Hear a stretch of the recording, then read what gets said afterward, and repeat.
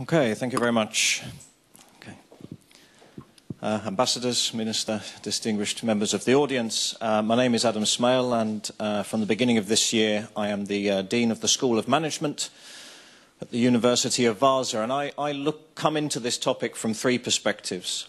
14 years ago I moved to Finland to start my PhD studies. So I've been an international PhD student, an international teacher, researcher, and now an international dean. According to information I've been given, I'm the first non-Finnish dean in business studies ever. So I also see hope here. The second perspective is that my research and teaching areas focus on international human resource management, kansainvälinen henkilöstöjohtaminen, and talent. So I also have a personal interest in this issue as well. And then perhaps thirdly, of course, as dean, I am looking for help and support and encouragement in attracting talent to Finland as much as is possible. And I see some interesting opportunities and challenges in that regard as I seek to attract and recruit the best people into my school. Let me start off with some of the research that I've just finished doing with a couple of colleagues, which looks at macro talent management. In other words, if you look at country-level indicators and if you do a country comparison, how does Finland fare?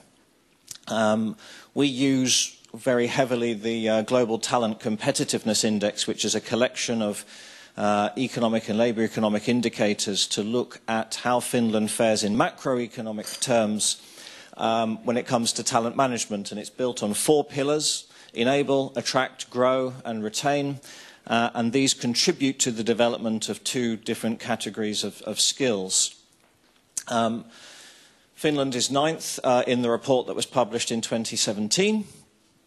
Other Scandinavian countries also faring very well. Of course, what I'm focusing on today in the short 15 minutes that I have is the attract part. And we can see, as we all know, being Finnish, most of us, or having lived in Finland for a long time, we can maybe understand the reason for high performance in grow and enable. This is largely to do with equality, social mobility and education. On the attract front, there's still some work to do if we want to be up there with the best. According to this report at least, is Finland sort of being let down? Well, ease of hiring, the amount of FDI and technology transfer, brain gain, in other words, CEO views on how easy it is to attract talent to Finland, ranked 52 out of, I think, nearly 160 countries. Migrant stock, so how many non-Finnish nationals are living in Finland of employment age, and then, of course, taxation. So, this is sort of a broad cross-country comparison up to date, and of course attract is something where there's room for improvement. If we go from sort of looking top-down to looking at amongst those who already have lived in Finland for a longer time. So this is perhaps less scientific. This is from Expat Insider, run by the Internations Group. So asking a cross-section of people who are working in Finland and in 67 other countries how they find different aspects of working abroad. Okay. Now here what I would like to raise is the somewhat paradoxical nature of Finland doing reasonably well in terms of quality of life. Yeah, so when we look at leisure options, personal happiness, safety, security, health and well-being, of course Finland's going to be doing well. We know this. Okay. But how is it possible that in a country with high standards of living is it so difficult to settle in? And before we get too depressed at Finland's ranking of 59 amongst 67 countries, is that we still rank better than all the other Nordic countries. But this is more than just a coincidence. Yeah. There's also big differences between, well, why is this? This is largely about infrastructure. This is about public services, and Finland does this very well. This is largely cultural. This is cultural. And one could say this is the more difficult aspect to change. We don't give up. It still needs hard work. But we need to understand that that's not the only picture. When we're talking about people here, we talk about networks, we talk about organizations. This is about people, remember. It's about people coming to Finland. and what influences your long-term intentions to stay? Well, you'll find it in here as well as in some of these other things. So Finland is a paradoxical country, runs things really well, but the culture can be somewhat unforgiving. If we dip into then the field of talent management, what can we learn? Well, we know that individuals will look for different things when it comes to moving for employment. First thing we need to do is sell Finland, obviously. Following that, we've got to sell the city, the region. In Vaasa, we're spending a lot of time thinking, and together with the city of Vaasa, thinking, how are we going to do this? Yeah, we find it difficult to attract people from Jyväskylä. So what has Vaasa got to offer? And then we can start to turn on, what is it that brings people across the borders, across seas, into academia in another country? It might be the country, it might be the city, but do they focus on the university? Do they focus on the rewards of working in that employing organisation in that country? Do they focus on aspects related to the job? Or is it to do with the people that work there? What are the real magnets? And there's actually surprisingly little research out there about what attracts academic talent. But I've got a few ideas. But some of the basic principles we need to think about, and here we actually draw on marketing terminology. In marketing, they talk about what's your unique selling point. Well, if you think about your employer brand, or if you think about your country of employment brand, okay, what's Finland's employer brand? What's the University of Vaasa's employer brand? Well, it needs to be inspirational. It needs to be enticing. What will entice people to Finland? Second of all, it needs to be unique. How do we set ourselves apart? How do we set ourselves apart from other countries in Europe and from other regions? Thirdly, fit. Does it help us attract the right people? You heard a lady from Hanken talk about the increase in the amount of student applications. Great. But has that been an increase in the kind of students we want? That's the real measure. Yeah? And then the ultimate measure is how many accept our offer. That's then the ultimate measure. And global. Yeah? Do we need to adapt our message depending on where we are recruiting? Because remember, what's enticing, what's unique, it's relative.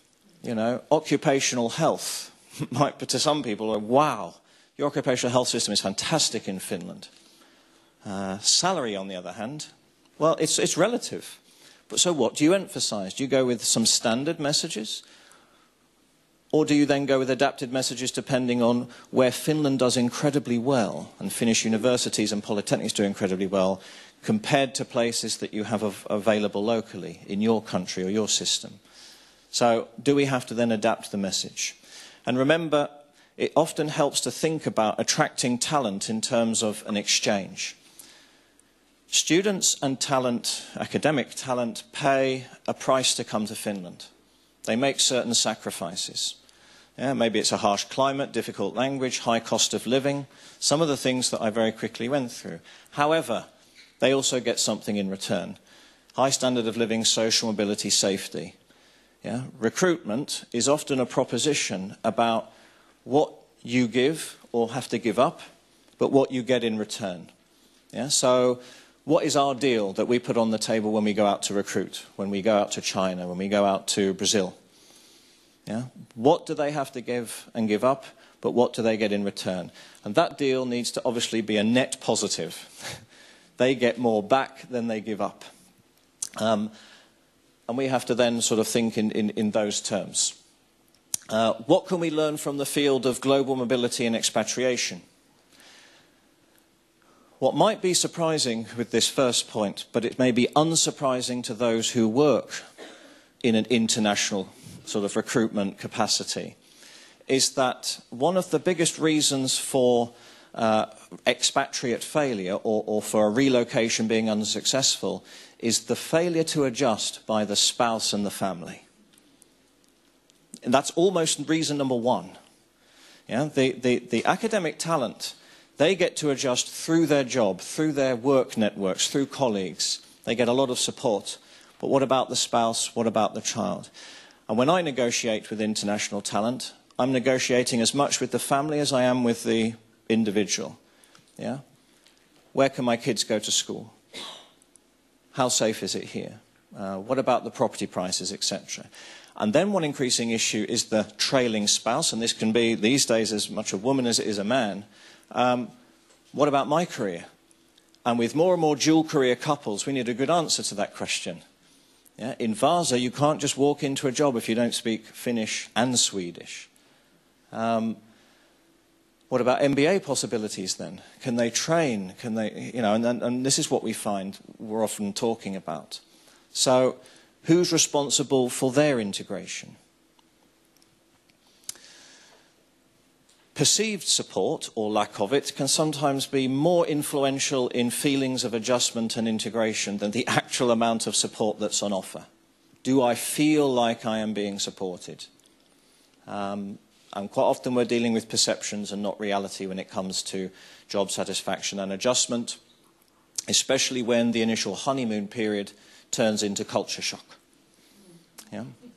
And that can happen after a few days, or it can happen after a few weeks, or it can happen after a few months.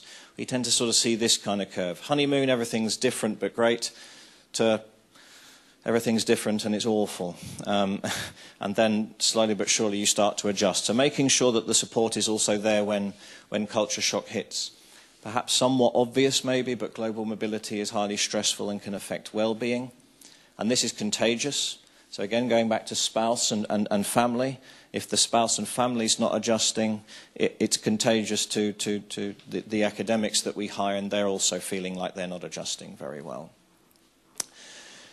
And an old notion, but one that's still very much true today, is contact breeds liking. This is sort of a theory of acculturation, which say, how do you get people to acculturate?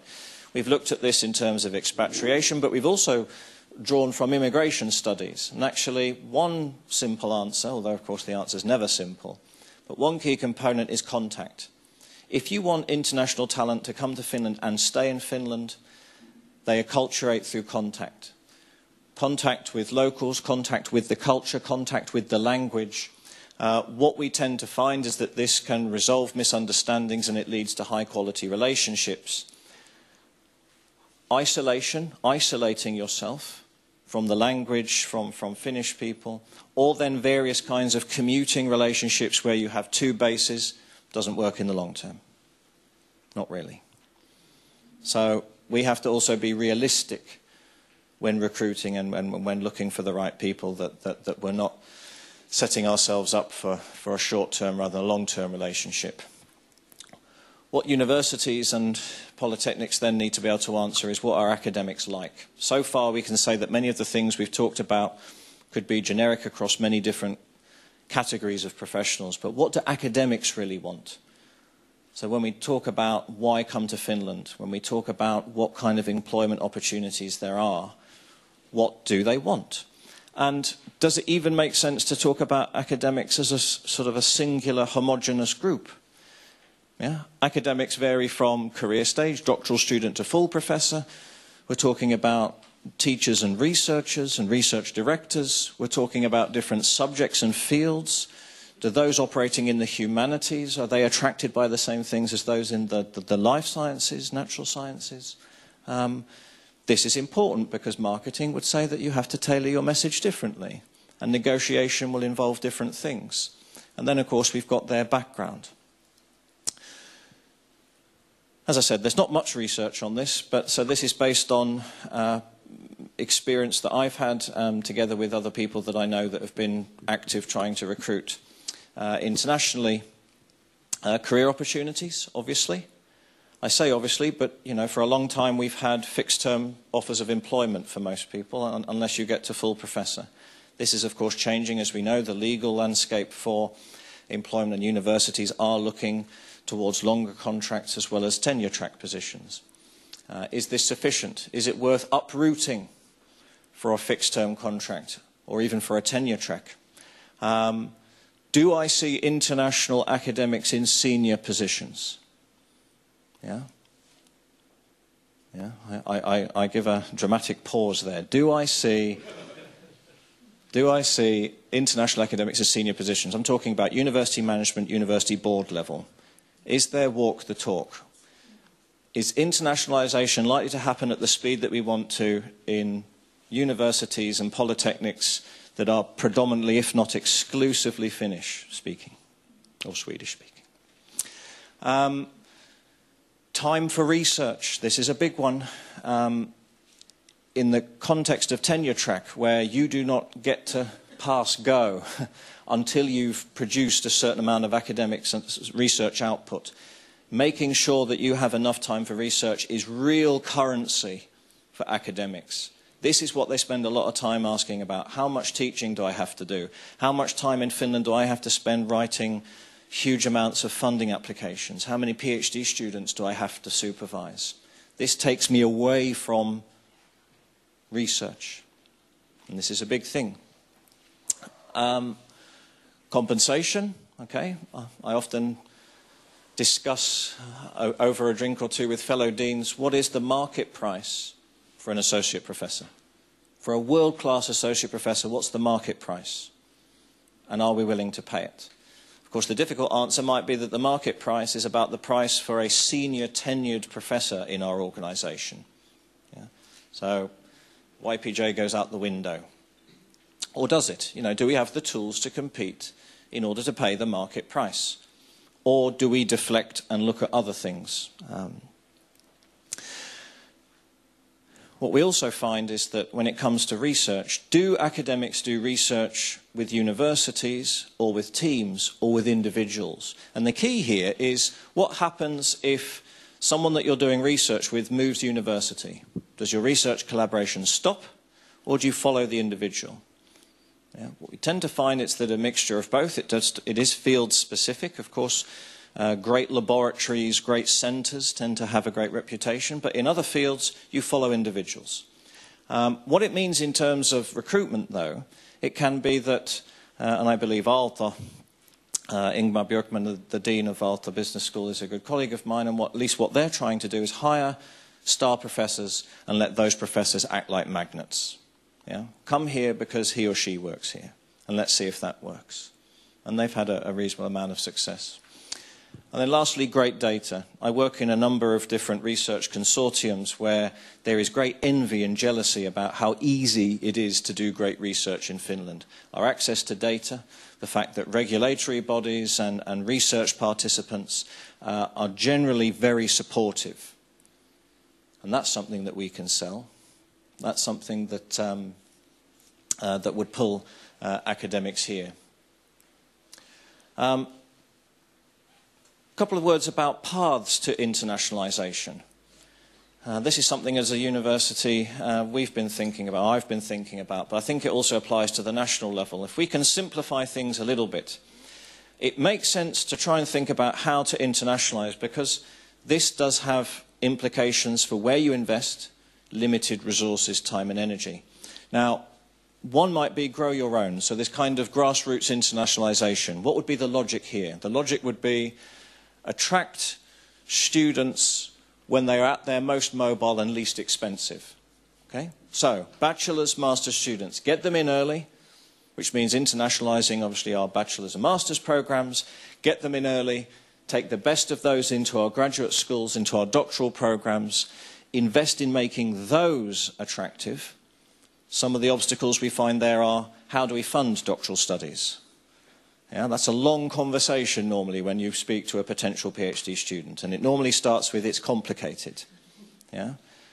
That's not the best way if we're growing our own, because what you will find with Grow Your Own is that it's easier to take a gamble on an international talent if you've seen and watched them perform in Finland in front of your very eyes, compared to recruiting someone from outside based on a CV and a Skype interview.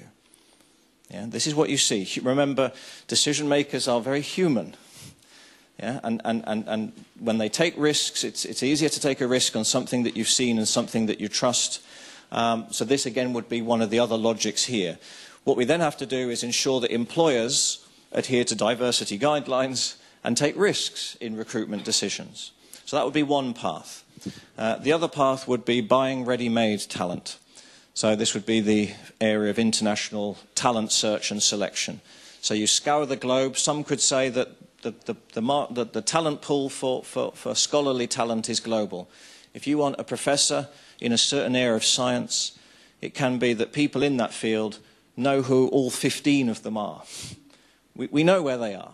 We know who they are. We've just got to go and entice them and approach them and steal them. This happens in the business world. We could bring that logic, of course, into academia. So the logic here would be to tempt or steal away top talent that are worth the big investment. And I think this team, Finland Knowledge Network, could play quite a key role there, together with the universities and polytechnics. What we need there, though, is the key role of an attractive employment package, because we need to tempt them away, and because they are probably less mobile, and because they are going to be more expensive. Plus, we've got the family issues there. We would then need to use professional recruitment services and address potential integration issues. And then, of course, we have the hybrid, which most would use is the hybrid. It's a mixture of both. However, the answer to which path you put more of your emphasis on will depend on actually which university you are and where you tend to find you have more success. Not all universities will have the ammunition to buy talent ready-made. They just won't. They won't be attractive enough, at least not yet, and they won't have the tools to be able to compete. For some, it may be the grassroots internationalization. Get really competitive bachelor's and master's and doctoral programs up and running and grow your own. Yeah, that's one of the reasons I'm standing here. This is how it can happen. So, just a couple of closing thoughts. I'm probably running over time.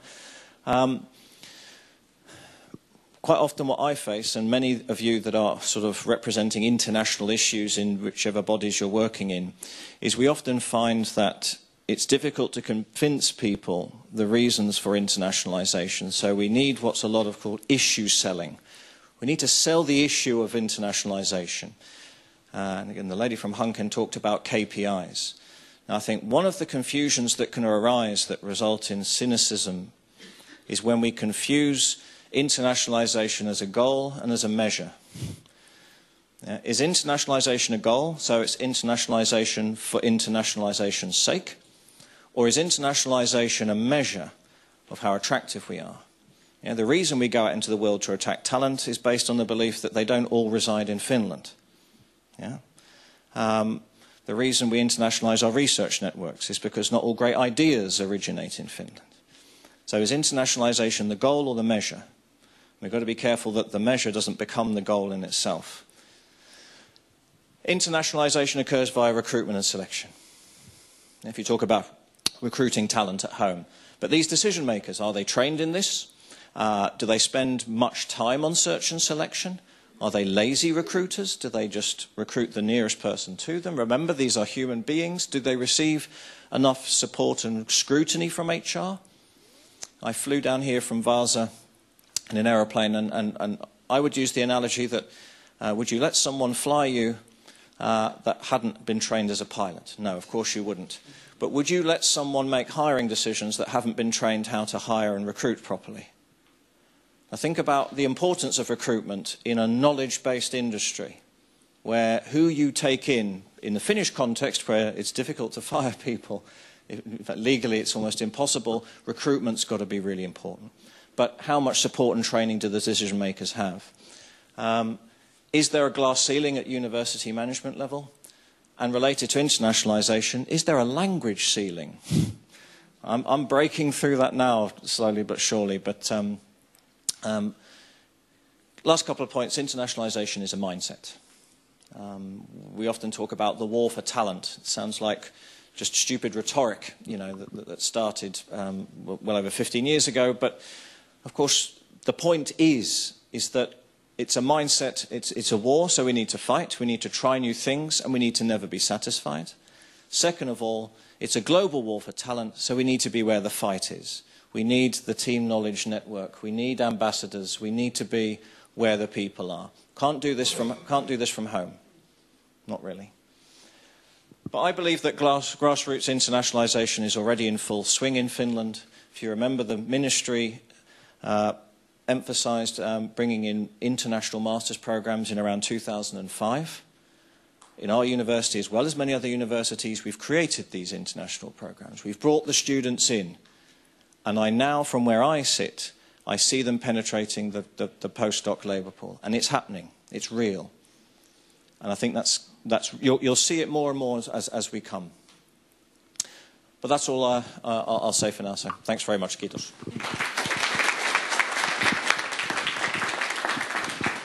Thank you, Adam. So let's get straight away to the next, or the last speaker.